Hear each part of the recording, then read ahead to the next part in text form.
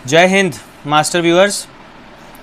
तो चलिए अब हम लोग अपने इस प्रीवियस ईयर क्वेश्चन पेपर को आगे बढ़ाते हैं। जैसा कि लास्ट वीडियो में हम लोग क्वेश्चन नंबर 1 to 10 सॉल्व कर चुके हैं और हम लोग अकाउंट्स के CUET के प्रीवियस ईयर पेपर को सॉल्व कर रहे हैं और ये पेपर 2023 के जून के शिफ्ट 1 का पेपर है। ठीक है, आई होप आपने वीडियो देखा होगा, समझ आया होगा। दिक्कत लग रही होगी तो बताइएगा ज़रूर। क्वेश्चन नंबर 10 के बाद नेक्स्ट क्वेश्चन नंबर 11 पर आते हैं और पढ़ते हैं क्वेश्चन को। क्या है क्वेश्चन में? Security premium reserve can be used for the following purposes. बताइए सिक्योरिटी प्रीमियम रिजर्व को हम लोग कहाँ कहाँ यूज़ कर सकते हैं। ऑप्शन है to issue fully paid bonus share, बिल्कुल करेक्ट ऑप्शन है। To write off preliminary expenses of the company, ये भी करेक्ट है। To pay premium on the redemption of preference share and debentures of the company, ये correct है या नहीं correct है? जी हाँ, बिल्कुल ये भी करेक्ट है। To pay premium on the redemption of preference share and debenture of the company and to distribute as a dividend to shareholders, no, ये नहीं होता है। देखिए सिक्योरिटी प्रीमियम रिजर्व का यूज़ जो होता है वो 4 से 5 चीज़ों के लिए होता है, जिसमें से पहला वाला आता है fully paid bonus share, preliminary expenses को राइट ऑफ करने के लिए, शेयर इशू एक्सपेंस वगैरह जो होता है उसको राइट ऑफ करने के लिए उसका यूज़ होता है, पर यहाँ पर वो ऑप्शन नहीं है। फिर premium on the redemption of preference share के लिए भी यूज़ होता है और डिविडेंड के लिए नहीं होता है, कंपनी के लॉसेस को राइट ऑफ करने के लिए नहीं होता है। ये आपको आपके बुक में मिल जाएगा, जहाँ पर सिक्योरिटी प्रीमियम रिजर्व वाला क्वेश्चन स्टार्ट होता है, वहाँ पर आप जाकर देख सकते हैं अपने बुक में। तो ठीक है, तो फिर ऑप्शन तो क्लियर ही हो गया कि A, B, C तीनों करेक्ट है और A, B, C का ऑप्शन हम लोग को ऑप्शन नंबर C में मिलता है, यानी option number C is correct. A, B and C only वाला ऑप्शन हम लोग का सही ऑप्शन है। तो चलिए क्वेश्चन नंबर 12 पे चलते हैं। Next question, calls in advance is shown as dash in the company's balance sheet. कितना प्यारा प्यारा क्वेश्चन दे रहा है, बताइए। अगर ऐसे क्वेश्चन आ गया तो आपको अच्छा स्कोर करने से कोई भी नहीं रोक सकता। कॉल्स इन एडवांस जो होता है वो कहाँ शो करते हैं? पहले सोचिए कॉल्स इन एडवांस क्या होता है। अगर आप किसी से भी कोई पैसा एडवांस ले लेते हो तो ये आपके ऊपर लाइबिलिटी बनती है ना, और तुरंत सोचो कि ये लाइबिलिटी करेंट होगी या नॉन करेंट होगी। अगर हम किसी से एडवांस पैसा ले लेते हैं तो वो जल्दी से जल्दी हम उसको एडजस्ट करने का कोशिश करते हैं, तो इसलिए वो हमेशा करेंट लाइबिलिटी बनता है हमारा। नॉन करेंट लाइबिलिटी का कोई चांस नहीं है, शेयर कैपिटल का कोई मतलब नहीं है और बैलेंस शीट में हमारे पार्ट ऑफ शेयर कैपिटल करके कुछ होता भी नहीं है। करेंट एसेट्स की हेडिंग में वो नहीं आता है। तो सिंपल सा आंसर हो गया बी नंबर, करेंट लाइबिलिटी। एकदम सिंपल आंसर है। देखिए ऐसे क्वेश्चंस जो होते हैं आपका समय बचाते हैं और जो न्यूमेरिकल वाले होते हैं वो थोड़ा टाइम टेकिंग होते हैं, तो इसलिए जो थ्योरेटिकल क्वेश्चन होते हैं इसके लिए आप कोशिश करिएगा कि जितना फास्ट हो सके with in seconds, with in 2 या 3 सेकेंड्स सॉल्व कर ले, तभी आपका ये टारगेट पूरा हो पाएगा 40 क्वेश्चंस इन 60 मिनट। याद है ना, ये टारगेट आपके दिमाग में रहना चाहिए कि आपके पास सिर्फ 60 मिनट होंगे और आपको 40 क्वेश्चन अटैम्प्ट करने हैं। तो पर क्वेश्चन देखा जाए तो आपके पास 1.5 मिनट है, पर क्वेश्चन के लिए 1.5 मिनट है। पर ऐसे थ्योरेटिकल क्वेश्चन के लिए अगर आप 1.5 मिनट लगाने लगे तब तो बेवकूफ़ी हो जाएगी ना। तो इसलिए ध्यान दीजिएगा, ऐसे थ्योरेटिकल क्वेश्चन के लिए विद इन सेकेंड्स काम हो जाए, ताकि जो न्यूमेरिकल वाले हैं उसके लिए आपको थोड़ा सा एक्स्ट्रा टाइम मिल जाए। इधर से टाइम बचेगा तो उधर टाइम यूटिलाइज हो जाएगा। ओके, चलिए नेक्स्ट क्वेश्चन नंबर 13 पे आते हैं। Identify the tool of financial statement analysis that represent relationship between 2 accounting figures. कितना प्यारा क्वेश्चन है भाई, मेरे टाइम में ऐसा क्वेश्चन क्यों नहीं आया था भाई? नहीं, उस समय तो CUET का एग्ज़ाम ही नहीं होता था। चलिए कोई नहीं, आपका किस्मत अच्छा है। आपको ये बताना है कि कौन सा टूल है फाइनेंशियल स्टेटमेंट एनालिसिस करने का जो कि रिलेशनशिप शो करता है 2 अकाउंटिंग फिगर्स में। देखिए आप यहाँ पर फंसोगे ज़रूर, क्योंकि आपने देखा 2 अकाउंटिंग फिगर्स ना, और आप क्या सोच बैठोगे 2 साल के फिगर्स को, 2 ईयर्स के फिगर्स को कंपैरिजन कौन करता है? तो आपके दिमाग में फट से आएगा कंपैरेटिव स्टेटमेंट। नहीं, कंपैरेटिव स्टेटमेंट नहीं। आपको पहला बात कि टूल बताना है, तो टूल्स तो सारे ही हैं, बट आपको क्या पूछा गया है ज़रा ध्यान से समझना होगा कि relationship between 2 accounting figures 2 figures के बीच में जब कंपैरिजन होता है ना, तो वो रेशियो में होता है। Ratio is comparison between 2 figures. तो इसलिए आपका ऑप्शन नंबर कौन सा होगा? ऑप्शन नंबर C होगा, रेशियो एनालिसिस। ओके, तो ये हो गया आपका correct answer number C, option number C। Next question number 14, the current ratio of a firm is 3:1। Identify how the payment of current liability will affect it. देखिए ये question boards के paper में भी ऐसा क्वेश्चन आता है और same question ऐसा रिपीट हो रहा है CUET में भी। तो देखिए यही बात मैंने पहले भी कहा था कि बोर्ड्स के पेपर को या बोर्ड्स की तैयारी जिसने अच्छे से करी है उसको CUT में बहुत दिक्कत नहीं होने वाली है। हाँ, कुछ कुछ नए टाइप के क्वेश्चंस आते हैं तो वो करना होता है, बस यही डिफरेंस रह जाता है बोर्ड्स के पेपर में और इसमें, और आपको थोड़ा क्विक भी होना है। तो चलिए बात को इसको कंप्लीट करते हैं, इस क्वेश्चन के सॉल्यूशन पे चलते हैं।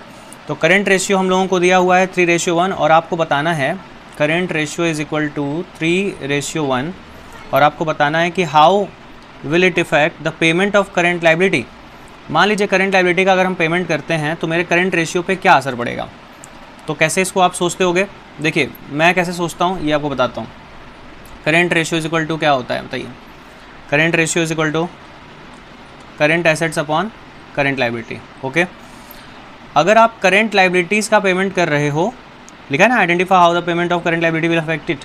तो करंट लाइबिलिटीज़ का अगर आप पेमेंट कर रहे हो तो आपका लाइबिलिटी कम हो रहा है, पर सोचिए ज़रा, लाइबिलिटी कम हो रही है तो एसेट्स भी तो कम हो रहा है। लेकिन देखिए यहीं पर आप अगर जल्दीबाजी किए तो फिर आंसर रॉन्ग हो जाएगा। लेट सपोज कि करंट एसेट्स आपका 100 रुपये है, ठीक है, नहीं आपको 3:1 बनाना है ना, तो 3:1 के अकॉर्डिंग सोचिए, मान लीजिए करंट एसेट्स आपका 300 है और करंट लाइबिलिटी आपका 100 है ना। अगर आपने 50 रुपीज़ का पेमेंट 50 रुपीज़ का पेमेंट किया करंट लाइबिलिटीज़ का, तो करंट लाइबिलिटीज़ 50 रुपीज़ से कम हो जाएगा, ठीक है, और करंट एसेट्स कितने से कम होगा, वो भी 50 रुपीज़ से कम हो जाएगा क्योंकि कैश चला जाएगा। तो 300 माइनस 50 250 हो जाएगा और 100 माइनस 50 50 हो जाएगा। और अब अगर आप रेशियो चेक करिए एक बार काट कर, तो कितना हो गया, ये रेशियो आपका आ गया 5:1। ओ 3:1 था जब हमने पेमेंट किया लाइबिलिटी का, तो वो हो गया 5:1। तो इसका मतलब आपका करंट रेशियो इंप्रूव होगा या रिड्यूस होगा या नो चेंज होगा, will affect the solvency ratio. क्या होगा, ऑप्शन नंबर ए एकदम क्लियर है कि ये हमारे करंट रेशियो को क्या कर देगा, इम्प्रूव कर देगा। एम आई राइट, है ना। तो option number A is correct, आपका करंट रेशियो इंप्रूव हो जाएगा 3:1 से 5:1। जब भी ऐसे क्वेश्चन है आप ऐसे ही किया करो, जो रेशियो दिया हो उसी के अकॉर्डिंग मान लिया करो। 3:1 है तो 300 मान लिया, 100 मान लिया, फिर पेमेंट का कोई एक फिगर आप अपने मन से ले सकते हो। Next question number 15, select the command that allows to reserve and undo command. हाँ ये तो बचपन का सवाल दे दिया, बचपन का सवाल ऐसा आता था। बताइए आप कौन सा कमांड जो है अनडू कमांड को रिवर्स करने में हेल्प करता है। देखिए क्वेश्चन में थोड़ा सा मिस प्रिंट है, रिजर्व लिखा है but it will be reverse, तो इतना कंप्यूटर तो आता ही है। तो option number A redo, undo का उल्टा रीडू होता है ना, आपको भी पता होगा ये बात। Question number 16, in the absence of partnership deed, ओ हो one of the favourite topic. In the absence of partnership deed, बताइए क्या क्या होता है जब पार्टनरशिप डीड एब्सेंट होता है, तो क्या क्या होता है। Partners are allowed interest on capital at the rate 6% per annum, is it true, no, wrong. Interest on capital 6% per annum से नहीं देते। देखिए यही कन्फ्यूज़न होता है और मेरे भी ज़्यादातर बच्चे यहीं पे कन्फ्यूज होते हैं। सर ने बताया है कि जब डीड नहीं होगा तो 6% पर एनम लगेगा, पर किस पर लगेगा, किस पर, वो आपको ध्यान देना है ना। इंटरेस्ट ऑन पार्टनर्स लोन पर 6% लगता है, ना कि अदर कोई इंटरेस्ट पर। तो इंटरेस्ट ऑन कैपिटल पे 6% पर एनम नहीं लगेगा, तो ये रॉन्ग हो गया, बिल्कुल रॉन्ग हो गया। B, partners are allowed interest on loan advanced by them at the rate 6% per annum. Yes, ये सही बात है कि पार्टनर्स को इंटरेस्ट ऑन लोन मिलेगा और जो भी उन्होंने दिया और वो भी 6% पर एनम से मिलेगा। पार्टनर्स आर अलाउड सैलरी, अरे ये लाइन तो पढ़ते ही कह देंगे नो, रॉन्ग, बजर दबना चाहिए यहाँ पे। If they are working partners, कुछ भी हो सैलरी नहीं मिलेगी। Profits are shared according to capital ratio, again wrong. Profits are shared in equal ratio. देखिए ऑप्शन नंबर ई, यानी हम लोगों का क्या क्या बात सही निकला, हम लोगों का ऑप्शन नंबर बी सही निकला, हम लोग का ऑप्शन नंबर ई सही निकला, बाकी सारी बातें रॉन्ग है। In the absence of partnership deed, it means partners will be allowed interest on loan advance by them at the rate 6% per annum. And उसके बाद last, profits are shared in equal ratio. सिर्फ दो बात correct है, यानी कि B and E only. आपका option कौन सा है, आपका ऑप्शन है सी, आपका ऑप्शन है बी एंड ई ओनली, है ना इजी। देखिए ये सब प्रीवियस ईयर में आया सवाल है, ये मेरा बनाया सवाल नहीं है और ये कहीं से सैम्पल पेपर नहीं है। It is previous year paper 1 June 2023 shift 1। Okay, तो आप अपने आप को बहुत ज़्यादा डराओ मत कि क्या बेकार जाएगा, मेरी तैयारी नहीं है। आप जो पढ़े हो वो सफिशिएंट है।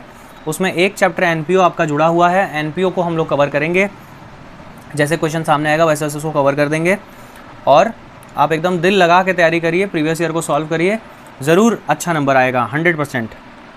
ठीक, नेक्स्ट आते हैं question number 17, from the following statements select the ones which relate to income and expenditure account. लीजिए, नाम लिया शैतान हाजिर। इनकम एंड एक्सपेंडिचर अकाउंट में इनमें से कौन सा स्टेटमेंट ट्रू है ना। From the following statement select the ones which relate to income and expenditure, जो इनकम एंड एक्सपेंडिचर से रिलेट करता है। चलिए थोड़ा सा आपको बता दें इनकम एंड एक्सपेंडिचर अकाउंट होता क्या है। तो देखिए, अगर आपको इनकम एंड एक्सपेंडिचर अकाउंट समझना है तो आप सिंपली समझ लीजिए कि जो पीएल अकाउंट बचपन में बनाया करते थे ना, वही है आपका इनकम एंड एक्सपेंडिचर अकाउंट। आप बताइए, पीएल अकाउंट जब बनाते थे 11th में तो क्या क्या नोट करते थे? डेबिट साइड में सारे एक्सपेंसेस नोट करते थे, क्रेडिट साइड में सारे इनकम्स नोट करते थे। तो देखिए, आज पीएल ना बोल करके यही नाम से इस अकाउंट का नाम पड़ गया, एक्सपेंडिचर इनकम, है ना। तो इनकम एंड एक्सपेंडिचर अकाउंट, यानी अगर इसके नेचर की बात करें तो इनकम एंड एक्सपेंडिचर भी नॉमिनल नेचर का होता है। और आप इससे एक और चीज़ क्लियर हो जाती है कि डेबिट में सारे एक्सपेंडिचर्स नोट होंगे और क्रेडिट में सारे इनकम्स नोट होंगे। ठीक है, इनकम एंड एक्सपेंडिचर अकाउंट में जो भी आइटम्स रिकॉर्ड होते हैं वो सारे रिवेन्यू नेचर के होते हैं। किस नेचर के होते हैं? रिवेन्यू नेचर के। रिवेन्यू बोले तो रिपीटिंग नेचर के। ठीक है, हमारे एनपीओ चैप्टर का ये पार्ट है। हमारे एनपीओ में कई अकाउंट्स बनते हैं जिनमें से एक इनकम एंड एक्सपेंडिचर, और इससे पहले एक और अकाउंट बनता है, उसका नाम होता है receipt and payment account. Receipt and payment account अगर आपने पढ़ा होगा तो आपको लग रही होगी मेरी बातें बिल्कुल करेक्ट हैं।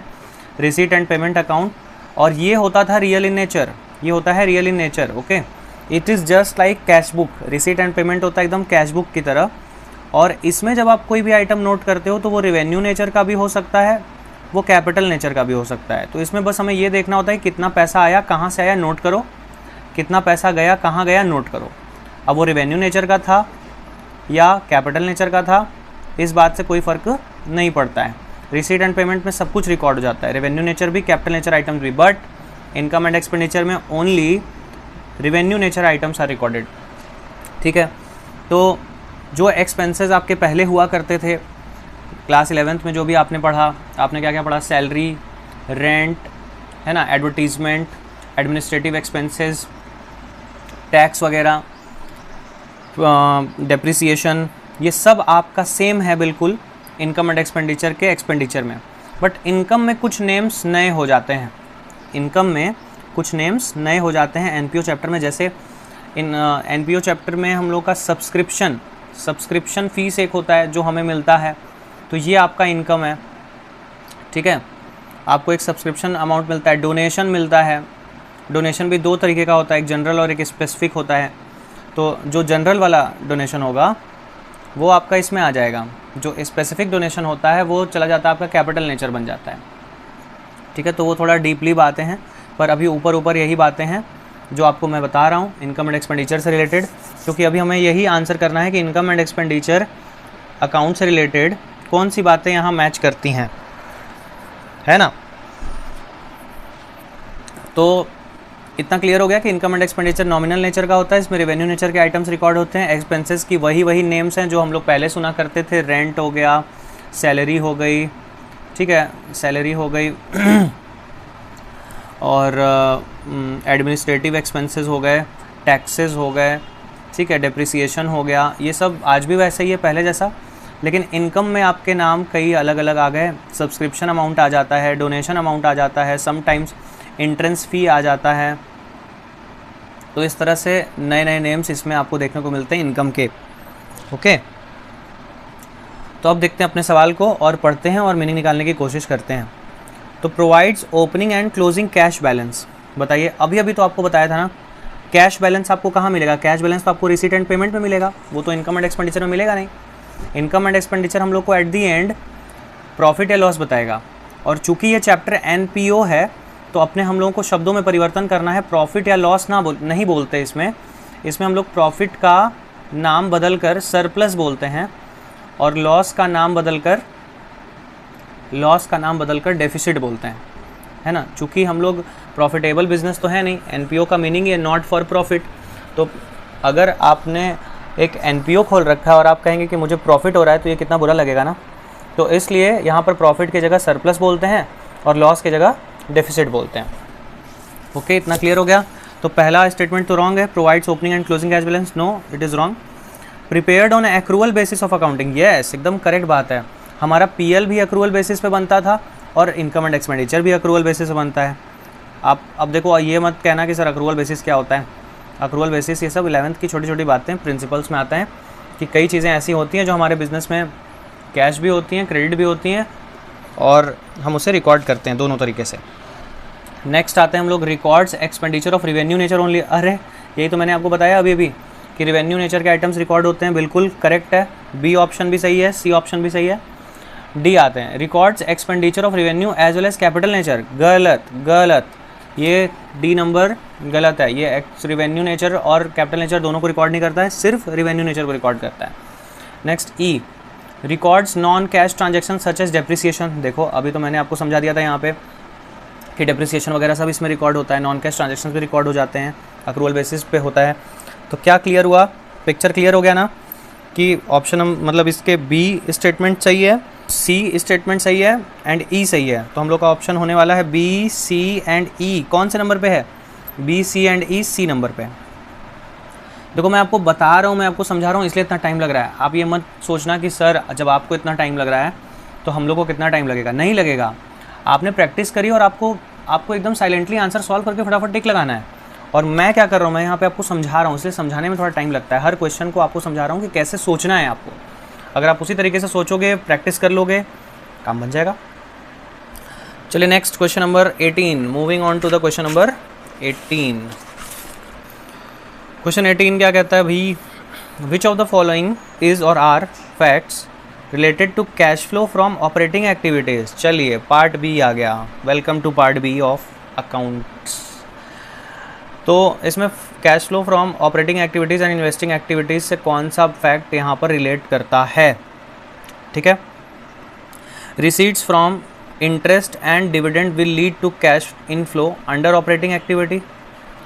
सोचिए, देखिए जब बात हो रही है ऑपरेटिंग एक्टिविटी की और जब बात होती है इन्वेस्टिंग एक्टिविटी की, तो ऑपरेटिंग एक्टिविटी की अगर एक्चुअल बात करी जाए तो इसमें तो हम लोग परचेज सेल से रिलेटेड बातें करनी चाहिए, क्योंकि किसी भी बिज़नेस का मेन ऑपरेशन क्या होता है, परचेज या सेल्स। बट आपने कैश फ्लो स्टेटमेंट पढ़ा है, आपने कैश फ्लो स्टेटमेंट पढ़ा है, उसमें 3 एक्टिविटीज़ होती हैं, है ना, ऑपरेटिंग, इन्वेस्टिंग, फाइनेंसिंग। हम लोग ऑपरेटिंग में परचेज सेल की बात नहीं करते। क्यों नहीं करते? क्योंकि वहाँ पर डायरेक्ट मेथड नहीं यूज़ हो रहा होता है, याद करिए, इनडायरेक्ट मेथड यूज़ होता है। तो इसलिए हम परचेज सेल की बात तो नहीं करते, तो थोड़ी उल्टी बातें करते हैं। Direct method is not used, indirect method is used. तो अब इसी से आपको ध्यान रखना है कि आपको ऑपरेटिंग एक्टिविटीज़ के अंदर नॉन ऑपरेटिंग बातें करनी होती हैं। आपकी हेडिंग भी रही होगी adjustment of non cash and non operating items या एक्स्ट्राऑर्डिनरी आइटम्स, है ना। तो लिखा है receipt from interest and dividend will lead to cash inflow under operating activity. क्या लगता है आपको, अगर हमें कोई पैसा इंटरेस्ट या डिविडेंड का मिलता है तो आप ज़रा सोच कर देखिए कि इंटरेस्ट क्यों मिल रहा है हमें, डिविडेंड क्यों मिल रहा है हमें। हमने कहीं पे पैसा इन्वेस्ट किया होगा तो उसके बदले में हमें इंटरेस्ट मिलता है, हमने कहीं पे शेयर्स खरीदे होंगे तो बदले में हमें डिविडेंड मिलता है। तो एक्चुअल में तो ये इन्वेस्टिंग एक्टिविटी है, बट ऑपरेटिंग में इसका क्या यूज़ होता है, ऑपरेटिंग में भी इसका यूज़ होता है under heading adjustment of non cash and non operating item. But वहाँ पर थोड़ा उल्टा गेम चल रहा होता है, जिस रीज़न से पैसा आता है उस रीज़न को हम लोग लेस कर देते हैं और जिस रीज़न से पैसा जाता है उस रीज़न को हम लोग ऐड कर लेते हैं, है ना। याद आ रहा होगा आपको कि अगर इंटरेस्ट रिसीव्ड हुआ है तो वो लेस में जाता था, इंटरेस्ट पेड हुआ है तो वो ऐड में जाता था। तो ऐड में जा रहा है इट मीन्स कैश का इनफ्लो ट्रीट हो रहा है, और लेस में जा रहा है इट मीन्स कैश का आउटफ्लो ट्रीट हो रहा है। तो क्या ये कैश का इनफ्लो ऑपरेटिंग में ट्रीट हो सकता है? नहीं। अगर वो कहता कैश का आउटफ्लो ट्रीट हो रहा है तो हम मान लेते एक पल को, बट ये ऐड नहीं होता है, ये इनफ्लो नहीं होता है। ऑपरेटिंग में भी ये इनफ्लो नहीं होता है, ठीक है। ऑपरेटिंग में अगर ये आउटफ्लो लिखा होता तो हम मान गए होते हैं, और एक्चुअल में तो ये इन्वेस्टिंग एक्टिविटी है, क्योंकि इंटरेस्ट हमें तब मिलता है जब इन्वेस्टमेंट किए होते हैं, डिविडेंड हमें तब मिलता है जब शेयर्स खरीदे होते हैं, ठीक है। तो ऑप्शन नंबर ए तो कहीं से भी ट्रू नहीं है। बी बात करते हैं, receipt from royalties, fees etcetera are cash inflows under operating activities. अब बताइए, रॉयल्टीज़ मिलना, फीस मिलना are cash inflow under operating activities. तो देखिए रॉयल्टीज़ तो हम पा सकते हैं, रॉयल्टी पाने के हम हकदार होते हैं, है ना, क्योंकि बिज़नेस कई रूप से चलता है। आप नॉर्मल परचेस सेल के रूप में ही मत देखिए, बहुत सारे ऐसे बिज़नेस भी हैं जो बैठकर रॉयल्टी कमा रहे हैं, ठीक है। तो इसलिए ऑपरेटिंग एक्टिविटी के अंदर इसको हम लोग इनफ्लो ट्रीट कर सकते हैं। तो हमारा ये बी वाला स्टेटमेंट सही है। नेक्स्ट आते हैं C, payment of employee benefit expenses are cash outflow under operating activities. अगर हम एम्प्लॉय का बेनिफिट वाला एक्सपेंस कर रहे हैं तो बताइए क्या ये ऑपरेटिंग एक्टिविटी में आएगा? जल्दी बताइए भाई। आएगा, 100% आएगा। ऑपरेटिंग एक्टिविटी में वही बातें तो करते हैं जिससे हमारा बिजनेस चल रहा है एक्चुअल में। तो एम्प्लॉयज़ को हम सैलरी दे रहे हैं, अगर एम्प्लॉयज़ और लेबर को वेजेस दे रहे हैं अगर, तो ये तो मेन ऑपरेशन से रिलेटेड बात हुई ना, ठीक है। तो इसलिए हम इसको ट्रीट करेंगे कि ये ऑपरेटिंग एक्टिविटी का पार्ट है, ठीक है। और आउटफ्लो बता रहा है क्योंकि हमने पेमेंट किया है। ठीक बात, क्लियर हो रहा है ना? डाउट होगा तो मुझे तुरंत कमेंट करिएगा, जहाँ भी आपको डाउट लगे कमेंट करिएगा और अपना फीडबैक ज़रूर दीजिएगा। मैं आपके फीडबैक का भूखा हूँ, ठीक है। I care for every single suggestion given by you. Next पढ़ते हैं हम लोग point number D.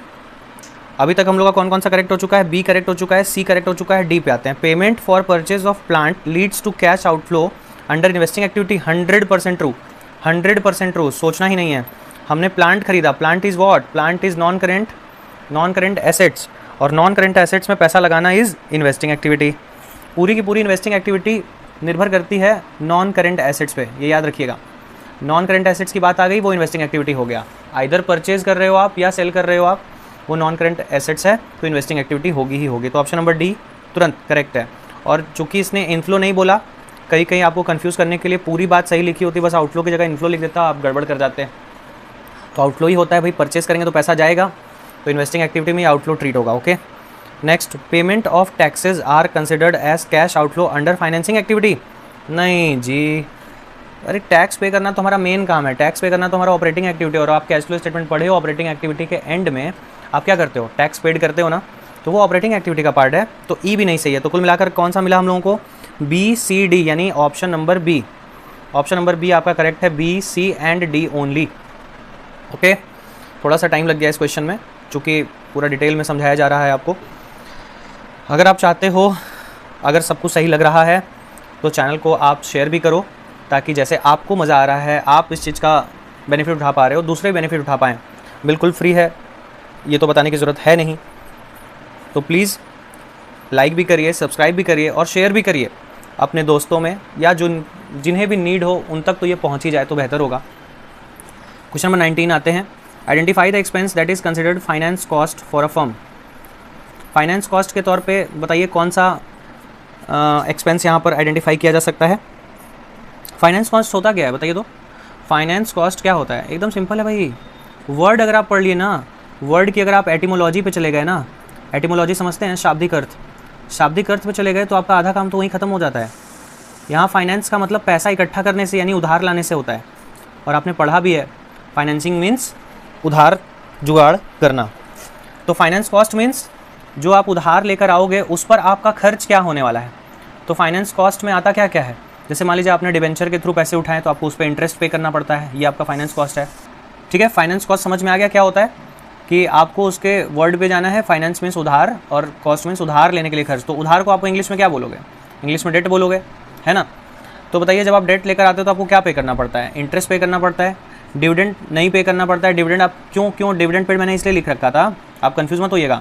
Dividend paid इसलिए लिख रखा था, जैसे आप उधार लेकर आते हो तो आपको इंटरेस्ट पे करना पड़ता है, और जैसे आप शेयर्स के थ्रू पैसा इकट्ठा करते हो तो आपको डिविडेंड पे करना पड़ता है। बट बताइए, आप बताइए कि शेयर क्या आपका डेट है? नहीं ना, शेयर तो ओनर्स फंड में आता है। तो जो भी आइटम बोरोड फंड के होते हैं, जैसे लॉन्ग टर्म बोरोइंग्स के होते हैं, debenture, public deposit, bank loan, तो इस पर आपको क्या पे करना पड़ता है? इंटरेस्ट पे करना पड़ता है। या फिर इंटरेस्ट पे करना पड़ता है। तो आपका इंटरेस्ट जो होता है ये होता है फाइनेंस कॉस्ट। ठीक है, आपका इंटरेस्ट होता है फाइनेंस कॉस्ट। तो आपका ऑप्शन नंबर डी एकदम करेक्ट है, एकदम साफ साफ दिखने लगा समझते ही। Next question number 20, codification of accounts is required for the purpose of, लीजिए आ गया आपका कंप्यूटर अकाउंटिंग। तो चलिए इसके लिए बहुत ज़्यादा डीपली तो नहीं बता पाऊंगा आपको, पर आपको ऑप्शन ज़रूर बताऊंगा। Option number A is right. आपका क्वेश्चन नंबर 20 का ऑप्शन नंबर ए बिल्कुल करेक्ट है। तो आज फिर हम लोगों ने अपने अगले 10 क्वेश्चन के टारगेट को पूरा कर लिया है, और फिर मैं आपको मिलूंगा नेक्स्ट वीडियो में नेक्स्ट 10 क्वेश्चंस के संग। और उम्मीद है कि आप बैठ कर मन लगाकर पूरा सॉल्व कर रहे होगे, इस वीडियो का पूरी तरीके से बेनिफिट उठा रहे होगे, और ज़रूर से सब्सक्राइब कर लेना ताकि नेक्स्ट वीडियो आपको मिल जाए, और शेयर भी कर देना ताकि आप जैसे नीडी और भी हैं उन तक भी ये वीडियो पहुंच जाए। ओके, एंड लास्ट कि अपना फीडबैक, सजेशन जो भी आप लिखना चाहो, अच्छा लगा बुरा लगा सब लिखना, ठीक है। मैं इंतज़ार करूँगा, मैं आपके कमेंट्स ज़रूर पढ़ूँगा, हर कमेंट पर रिएक्ट भी करूँगा। ओके, और कोई भी दिक्कत हो तो आपको कांटेक्ट कर लेना है 7239068888, WhatsApp only. Okay, please call मत करिएगा, व्हाट्सएप करिएगा। तो व्हाट्सएप पे आप अपने डाउट्स मुझसे पूछ सकते हैं, स्पेशली इंडिविजुअली मैं आपको रिप्लाई करूँगा, ठीक। ओके, ऑल द बेस्ट, मिलते हैं इन द वीडियो नेक्स्ट।